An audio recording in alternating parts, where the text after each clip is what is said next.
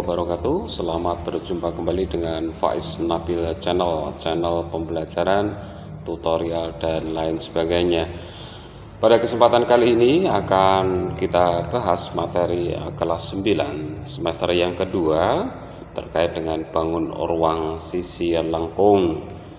Namun sebelum pembahasan ini kita lanjutkan ke materinya, mudah-mudahan kita senantiasa dalam lindungan Allah, senantiasa dalam keadaan sehat, tak kurang satu apapun, senantiasa terhindar dari virus COVID-19 ini. Senantiasa lakukan protokol kesehatan, perbanyak olahraga, jaga imun kita, dan yang tak kalah pentingnya adalah senantiasa semangat dalam belajar, ya, walaupun pembelajaran kita adalah masih tetap pembelajaran jarak jauh. Baik, langsung saja ke materi kita. Materi kita yang kedua yaitu kerucut, ya, kerucut. Kalau yang pertama adalah tabung, sekarang adalah kerucut. Nah, apa sebenarnya kerucut? Nah, perhatikan. Nah, ini ilustrasinya. Ini adalah model kerucutnya. Kerucut adalah bangun yang dibatasi oleh garis pelukis yang ujungnya bergerak mengelilingi sisi alas berupa lingkaran dan pangkalnya diam di titik puncak kerucut. Dari pengertian kerucut ini, nah, mana saja yang dikatakan titik puncak kerucut? Nah, titik puncak kerucut yang tidak bergerak itu adalah ini, titik yang ada di atas ini. Kemudian yang berikutnya garis pelukis. Garis pelukis ini adalah garis semu, ya, garis semu yang condong ini, yang ada di samping kerucut, ya, samping kerucut. Sebenarnya ini tidak ada garisnya, tetapi ini hanya garis semu. Kalau tampak dari depan seakan-akan ada garis, inilah yang dinamakan dengan garis pelukis. Kemudian bidang alas berupa lingkaran ini yang ada di bawah, ini berupa bidang alas. Kemudian ada, karena alasnya itu berbentuk sebuah lingkaran, maka ada yang namanya jari-jari alas, ya, jari-jari alas itu dari titik pusat lingkaran alas ke keliling lingkaran. Jadi kemudian ada tinggi kerucut. Tinggi kerucut tidak lain adalah suatu jarak yang diukur dari titik puncak kerucut ke bidang alas secara tegak lurus. Sehingga dapat kita simpulkan bahwa kerucut itu memiliki unsur-unsur. Yang pertama, kerucut memiliki dua buah alas atau dibatasi oleh dua alas, dibatasi atau memiliki dua buah sisi. Nah, sisi yang pertama adalah bidang alas yang berbentuk bidang lingkaran, kemudian bidang tegaknya berupa bidang lengkung. Nah, bidang tegaknya berupa bidang lengkung. Selanjutnya bidang lengkung itu sering disebut sebagai selimut kerucut. Kemudian ada unsur yang lain, bahwa kerucut hanya memiliki satu titik sudut, yaitu ada di titik puncak kerucut. Kemudian kerucut juga memiliki satu rusuk, yaitu pertemuan antara bidang tegaknya dengan bidang alas. Kemudian ada jari-jari, tadi sudah saya katakan. Kemudian ada juga tinggi dari sebuah kerucut. Nah, di sini tampak ada sebuah segitiga di sini. Segitiganya adalah segitiga siku-siku. Nah, sehingga pembahasan kerucut itu nanti tidak lepas dengan teorema Pitagoras. Jadi materi prasyaratnya adalah teorema Pitagoras. Kita lanjutkan. Nah, kerucut yang ada di sekitar kita atau dalam kehidupan sehari-hari, apa saja yang ada di sekitar kita? Nah, di kota Jogja itu ada monumen, namanya Monumen Jogja Kembali. Nah, seperti ini gambarnya, ya, Monjali singkatannya, Monumen Jogja Kembali. Nah, ini berbentuk atapnya ini berbentuk kerucut, ya, berbentuk kerucut. Kemudian yang berikutnya, yang kedua, nah, ini tidak asing lagi bagi kalian, ya, tetapi kalau orang-orang dulu ini sering dilakukan. Kenduri itu pasti ada nasi yang berujung di atas ini, atau nasi yang berbentuk kerucut seperti ini. Nah, ini namanya tumpeng. Biasanya ini disajikan atau dibuat pada saat perayaan ataupun juga ulang tahun lah, nasi kuning itu biasanya. Cara-cara selamatan itu menggunakan nasi tumpeng. Nah, kerucut yang penuh arti, ini artinya ya tumpeng lah ya. Jadi biasanya orang-orang dulu itu sering kenduri dengan membentuk nasi beserta lauknya itu dalam bentuk tumpeng. Kemudian yang berikutnya, kerucut yang berikutnya, nah ini ada gundukan pasir. Nah, ada gundukan pasir, pasir warnanya apa ini? Coklat ini ya. Nah, ini tumbukan batu bata merah itu ya. Jadi gundukan pasir ini juga berbentuk kerucut. Nah, gundukan pasir. Kemudian yang berikutnya nih. Nah, kalau ini anak gunung Krakatau, gunung yang ada di laut. Ya, anak gunung Krakatau, gunung-gunung yang lain itu juga masih banyak. Nah, masih banyak contoh dalam kehidupan sehari-hari yang tidak asing bagi kita.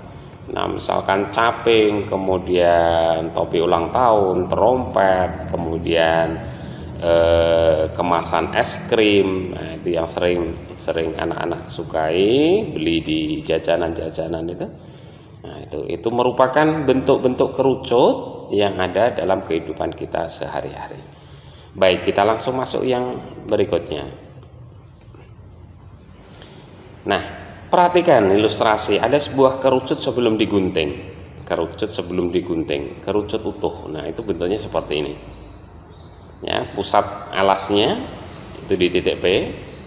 Kemudian ada garis tadi, garis pelukis AB, garis semu tadi, AB itu adalah garis pelukis. Kemudian ada S.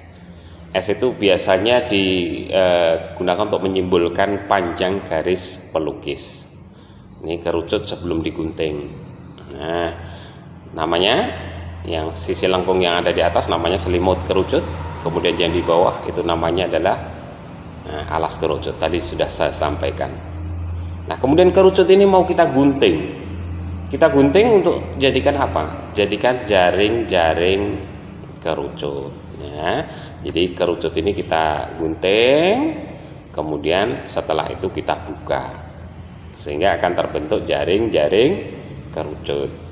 Nah, kerucut sesudah digunting akan bentuknya seperti ini. Nah, jadi ini alasnya tadi kita buka, kemudian bidang lengkung yang merupakan selimut tadi, kalau dibuka, oh ternyata berbentuk bukan segitiga bentuknya, tetapi berbentuk juring lingkaran. Nah, sekarang dengan ilustrasi ini kita bisa menentukan rumus luas permukaan atau luas sisi kerucut. Ternyata kerucut itu terdiri dari dua buah luasan lingkaran dan luasan juring atau luas selimutnya tadi. Nah, kalau luas lingkaran sudah ketemu, kemudian luas juringnya juga sudah ketemu, nah berarti untuk menentukan luas kerucutnya atau luas permukaan kerucut itu tinggal kita jumlahkan saja. Nah, ini cara mendapatkan luas sisi kerucut. Nah, kerucut yang kita buka tadi, ya, panjang jari-jari alasnya itu adalah R, kemudian panjang garis pelukisnya itu adalah S. Ya, tadi setelah kita buka, ya tadi sama persis dengan gambar yang pada slide sebelumnya. Nah, sekarang akan didapatkan satu rumusan luas selimut kerucut. Ini ya, luas selimut kerucut yang berbentuk juring. Nah, ini tidak lain adalah cara mendapatkannya, karena juring berarti luas juring itu tidak lain adalah perbandingan panjang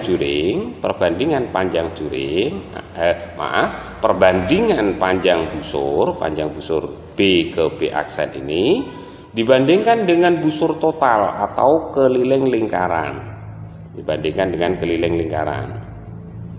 Nah, setelah itu dikalikan dengan apa? Karena kita ingin mencari luas, ya berarti kita kalikan dengan luas lingkaran.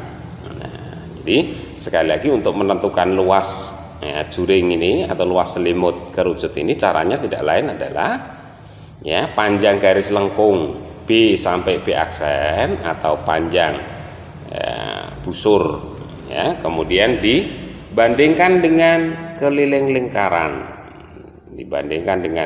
lingkaran, total, kemudian dikalikan dengan luas lingkarannya.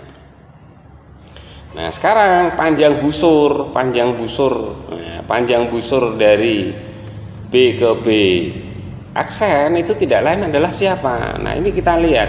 Kalau B ini kita lengkungkan ketemu dengan B lagi, kemudian AB aksen ketemu dengan AB, itu nanti akan menjadi kerucut lagi. Oh, berarti B ke B aksen ini nanti akan tepat menutup lingkaran alas atau menutup keliling lingkaran alas. Oh, sehingga panjang busurnya itu tidak lain adalah apa? Keliling lingkaran alas. Ya, jadi keliling lingkaran alas rumusnya adalah 2πr. Kemudian dibandingkan dengan keliling lingkaran yang besar. Keliling lingkaran yang besar, jari-jarinya berapa? Jari-jarinya adalah S. Sehingga akan kita dapatkan, oh berarti keliling lingkaran besar tidak lain adalah 2πs. Baru dikalikan dengan luas lingkaran. Luas lingkaran, ingat, luas lingkaran yang besar 2πs pangkat 2, maaf, πs pangkat 2. Jari-jarinya akan S. Nah, setelah itu kita sederhanakan. Ya, setelah itu kita sederhanakan 2Pi dibagi 2Pi 1 ya, sehingga akan kita dapatkan hasilnya adalah Pi kalikan R kalikan S ya, Pi kalikan R kalikan S, dimana Pi itu adalah 22/7 atau 3,14, R nya adalah jari-jari alas, sementara S nya ini adalah panjang garis pelukis. Nah, sehingga luas sisi kerucut itu tidak lain adalah luas alasnya berbentuk lingkaran, luas lingkaran, kemudian ditambah dengan luas selimutnya. Luas alasnya tidak lain adalah ya, PR pangkat 2 ditambah dengan PRS. Sehingga kalau kita sederhanakan hasilnya adalah menjadi ya ini PR kalikan R ditambah S, PR kalikan R ditambah S. Jadi ini adalah luas sisi kerucut secara utuh ya, luas permukaan kerucut semuanya. PR kalikan R ditambah S. Jadi kalau komponen jari-jarinya maupun juga panjang garis pelukisnya sudah diketahui, maka kita dengan mudah menentukan luas seluruh permukaan kerucut. Tetapi biasanya soal itu disajikan mungkin salah satu komponen di antara keduanya ini belum diketahui, sehingga nanti dengan bantuan segitiga siku-siku atau teorema Pythagoras, maka panjang salah satu unsur yang belum diketahui itu bisa kita tentukan terlebih dahulu. Ini untuk menentukan luas permukaan kerucut. Ya, kemudian kalau luas sudah, sekarang volumenya. Volume sebuah kerucut. Nah, volume sebuah kerucut. Mungkin di buku-buku sudah ada volume sebuah kerucut itu adalah sepertiga kalikan Pi kalikan R pangkat 2. Nah, ini sepertiga kali luas alas kalikan tinggi, sama artinya dengan sepertiga kalikan sepertiga kalikan Pi kalikan R pangkat 2 kalikan tinggi kerucut. Ya, jadi ini volume kerucut. Dari mana asalnya? Nah, ini kita buktikan. Dari mana asalnya? Ayo kita buktikan bersama-sama. Cara menentukan volume kerucut. Perhatikan, ini menemukan rumus volume kerucut.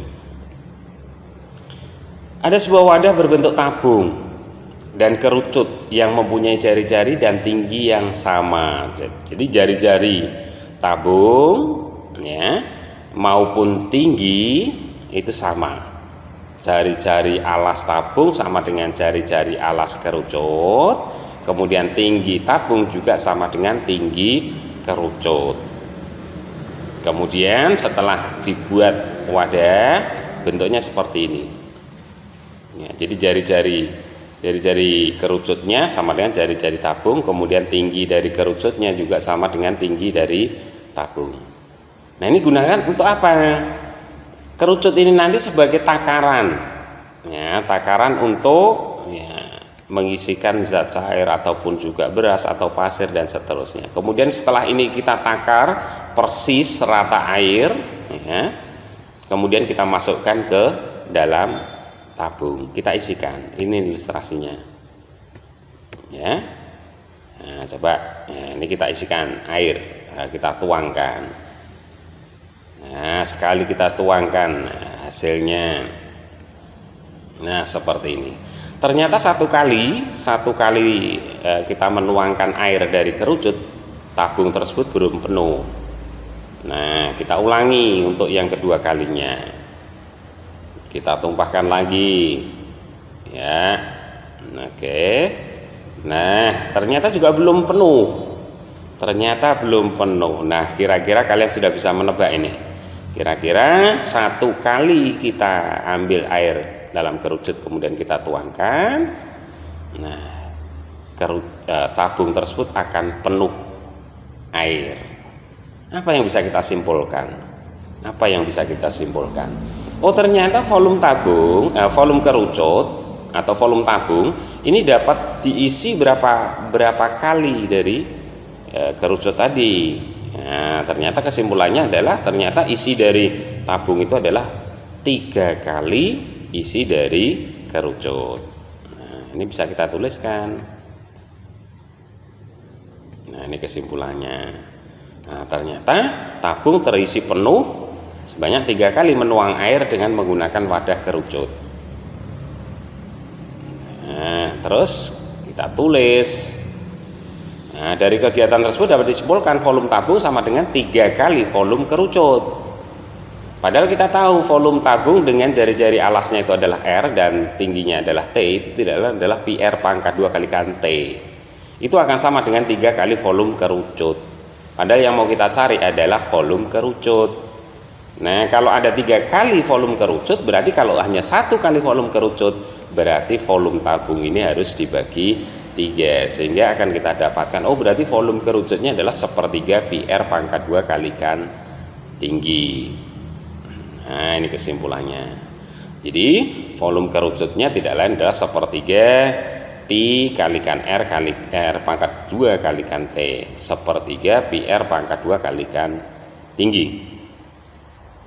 Ya, jadi sudah ada 2 rumusan, baik rumus luas permukaan kerucut atau luas sisi kerucut, yaitu tadi apa? Jika jari-jarinya R kemudian tingginya itu adalah T, ataupun juga garis pelukisnya adalah S, maka luas permukaannya adalah PR kalikan R ditambah S. Sementara untuk volume kerucut dengan tinggi T kemudian jari-jari alasnya adalah R, maka volume kerucut itu tidak lain adalah 1/3 PR pangkat 2 kalikan T.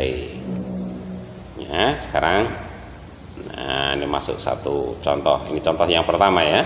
Contoh yang pertama. Sebuah kerucut mempunyai jari-jari 14 cm dan tingginya adalah 30 cm. Tentukan volume kerucut tersebut. Ya, ingat jari-jarinya 14 dan tingginya adalah 30. Nah, perlu dicatat, perlu dicermati, kalau ada bangun ruang yang memiliki ya ukuran kelipatan 7, maka pi yang kita gunakan adalah 22/7. Selain itu kita bisa menggunakan pi-nya adalah 3,14. Nah, volume kerucut. Volume kerucut adalah 1/3 kalikan pi kalikan R pangkat 2 kalikan T. Oh, berarti 1/3 kalikan 2/7 kalikan 14 kalikan 14 kalikan 30. Nah, sama dengan ya 6.160 cm kubik. Sehingga volume kerucut tersebut adalah ya itu tadi 6.160 cm kubik. Atau berapa liter? 6,16 liter dibagi 1000 kan. Nah, ini yang contoh yang kedua.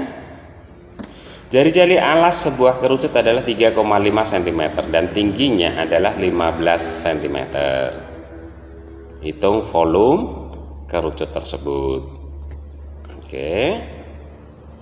Nah, diketahui ya, jari-jarinya 3,5 cm, kemudian tingginya adalah 15 cm, kemudian volumenya adalah ya, 1/3 kalikan PR pangkat 2 kalikan T.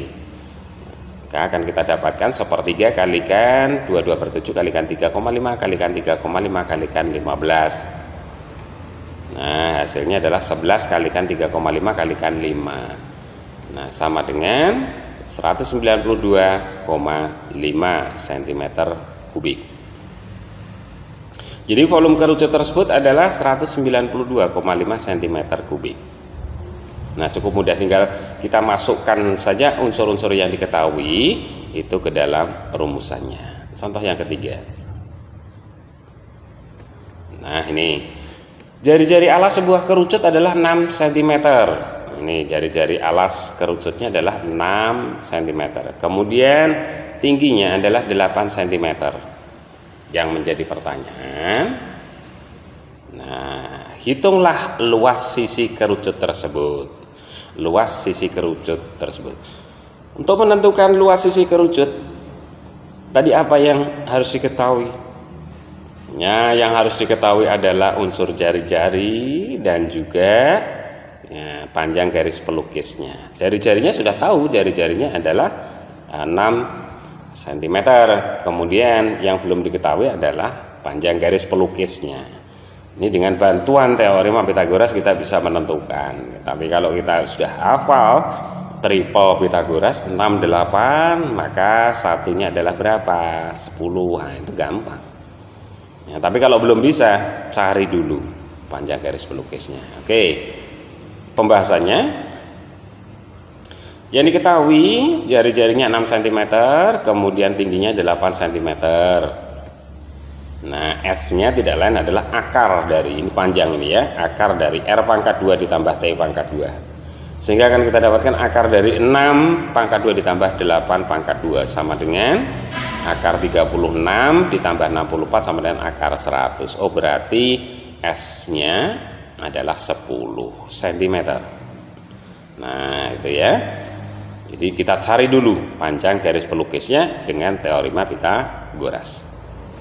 Nah, setelah unsur yang diketahui atau yang diminta itu didapatkan, diperoleh, maka kita tinggal masukkan.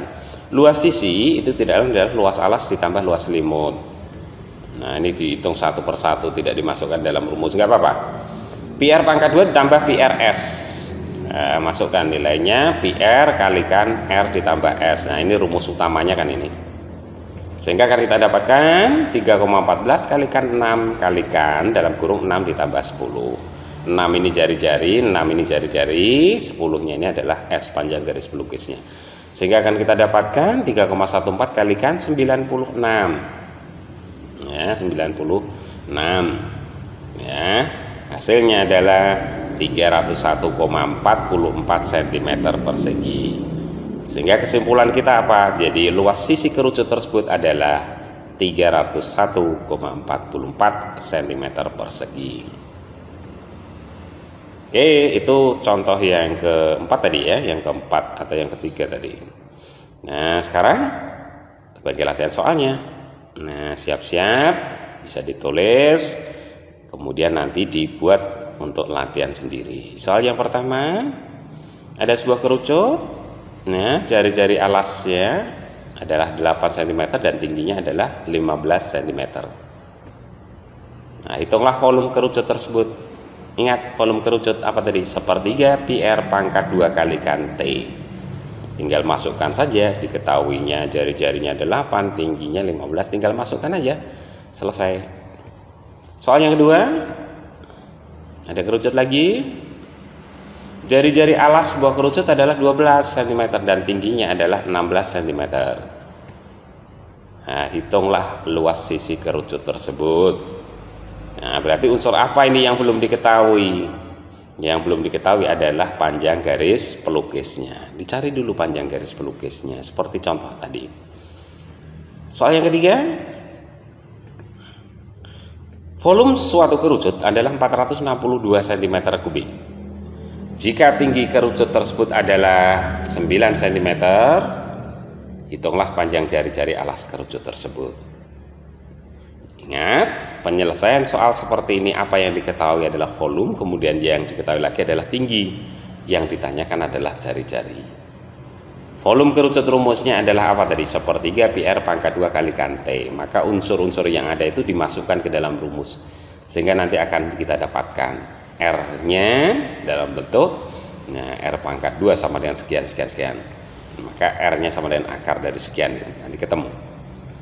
Soal yang keempat,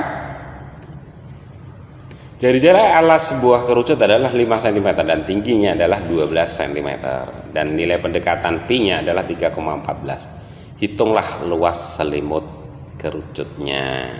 Luas selimut kerucut apa tadi rumusnya? Pi kali R kalikan S. Pi-nya sudah ada, R-nya sudah ada, yang belum ada adalah S-nya. Dengan bantuan teorema Pythagoras. Nah, ini sebagai latihannya anak-anak ya. Jadi nanti bisa dicoba dilatih sendiri, diselesaikan. Nah, saya rasa untuk pertemuan kita kali ini sampai di sini dulu ya. Tetap semangat belajar, masih banyak kekurangan penjelasan dari Pak Guru. Nah, kalian bisa belajar dari sumber-sumber yang lain, dari buku ataupun juga modul. Saya sangat menyadari masih banyak kekurangan, saya mohon maaf.